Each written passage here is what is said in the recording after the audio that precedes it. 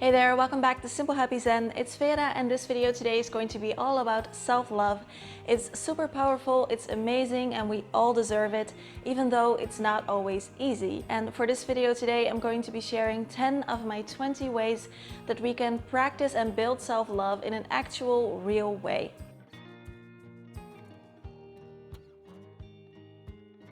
So today's video is part 1 where I share the first 10 of my 20 tips for more self-love and self-confidence, and part 2 will go up in a few days as well with the second half of my tips. So for this video I made a list of things that go a bit further than just taking a bubble bath or eating some chocolate or using a face mask. Even though these things can be great and I also love doing them, I wanted to make a list of actual real habits that can make a big difference on a day-to-day basis. Because for a lot of us, it's not always easy and it's not a switch that we can just turn on because we want to. It takes practice and building up. So I made a list of practical tips that can help you to build up self-love and self-confidence long term, because that is where the true benefits come from. Where we really learn to love ourselves and take care of ourselves from the inside out and embrace all that we are and become our own best friend. Tip number 1 is to practice positive self-talk or positive affirmations. And I've been practicing with this lately and I find it very powerful also just to stay positive and optimistic during the day. So what type of things do you say to yourself in your head? Is it loving and compassionate and understanding? Or are you thinking a lot of negative thoughts about yourself? If you are, that's totally okay. We all have that tendency. It is more about practice. We really need to practice this positive self-talk. So whenever we catch ourselves being negative, we can try and change it and think positive thoughts. I wish I had a clear-cut way to instantly become super good at positive self-talk, but I don't. It's really about practicing. Lately, I've also been practicing with positive affirmations. For example, the one that I wrote down for myself: my body is healthy, my mind is vibrant. And this is super personal, might not work for you, but it works for me. So you can make a list of personal affirmations that, that speak to you and that help you to think positively about yourself. Next up is something that I called slack equality, and I think this is super powerful. It basically means that we cut ourselves the same amount of slack in life as we would our friends. So when your friend is super lazy, not really working on the things that they feel passionate about, you might give them a friendly kick in the butt. But in a different situation, if they feel down, if they're tired or something's going on, you would probably cut them some slack. And it's so much easier to do that with others than with ourselves, because most people are very hard on themselves. So the next time you notice that you're being hard on yourself, just cut yourself some slack like you would with a friend. There's no need to beat yourself up, you're human and that's okay.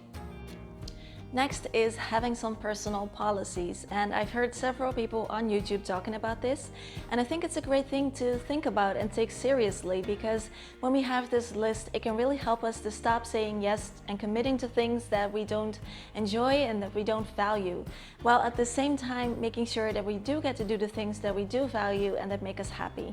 Because you now have your list, you will less likely be caught off guard when a situation arises that you don't like or that doesn't feel good for you, and it will make it easier for you to say no. For example, I also have this personal policy where I don't invest a lot of my time and energy into a relationship with a friend if it doesn't provide me with anything in return. Number 4, be sweet with yourself and perform random acts of kindness. How many of us actually do this, where we just do something nice for ourselves out of the blue?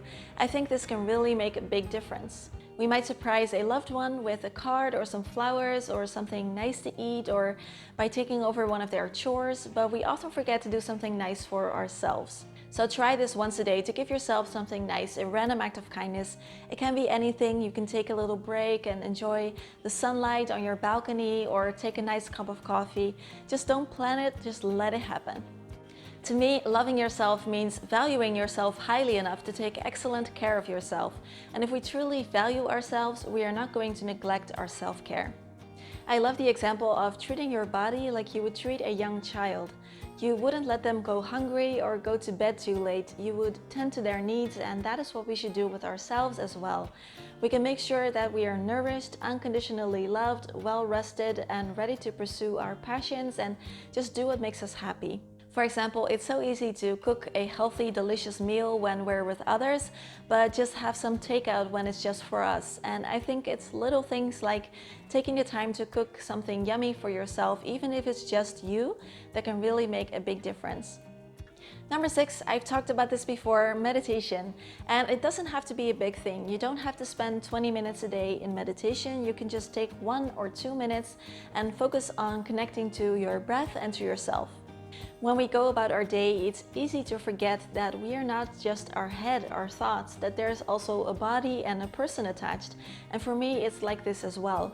But whenever I sit down and meditate, it kind of feels like coming home to myself, however tacky that sounds.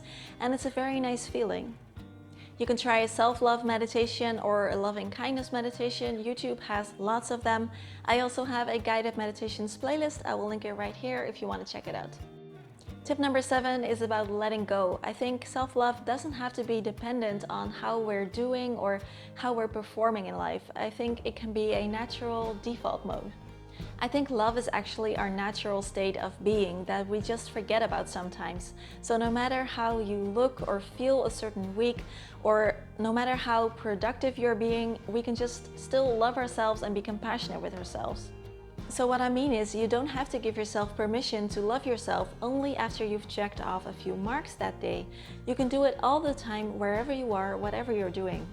So by letting go of trying to be perfect, I think we can just return to that natural state of self-love and acceptance, just as we are, with all our talents and our flaws. Number 8 is to leave room in your calendar for yourself, to take time for yourself, as much as possible or as much as you need.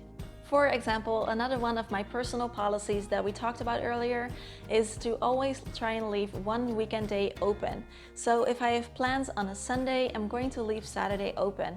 And of course, this is not always possible, but it works out for me, I'd say 3 out of 4 times. This free day, I can just fill in however I want to at the time. So maybe I'll go out alone or with my boyfriend, or maybe I'll stay home, whatever I need. And this gives me a great chance to focus on how am I feeling and what would add to my happiness today, instead of having my weekend all booked up in advance. And of course, it doesn't have to be an entire day. You can also just take an hour here and there, but I do find it very helpful to schedule it in advance, pencil it into your calendar to help you stick to it. Number 9 is something that I learned from Dr. Elaine Aron in her book, The Highly Sensitive Person, that had a big impact on me. And that is to reframe past experiences that you think of as painful or embarrassing or negative in any way through the eyes of compassion. Let me share a quote here. In order to love who you are, you cannot hate the experiences that shaped you. We all have those memories we don't like to think about because it makes us feel bad. Maybe we did something we regret, maybe someone else did something that we don't understand or we feel angry about. But when we look at the same experience through the eyes of compassion and self-love, we can start to see it in a different way. We cannot change the past or what happened to us. It happened and it can't be undone. But what we can do is look at it differently, because you did the best you could under the circumstances. Or whoever hurt you, they also did that from their point of view with their beliefs at the time, and they made a choice that they thought would be the right choice to make at that time. And even if looking back on it, it wasn't the right thing to do, whatever happened to you, it is now part of your story, and positive reframing puts things in a healthier perspective. And tip number 10 is also part of that, and that is to forgive yourself.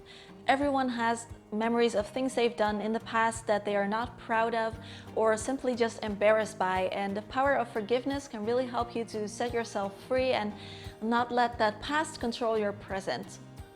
You did the best you could under the circumstances with the experience and knowledge that you had then.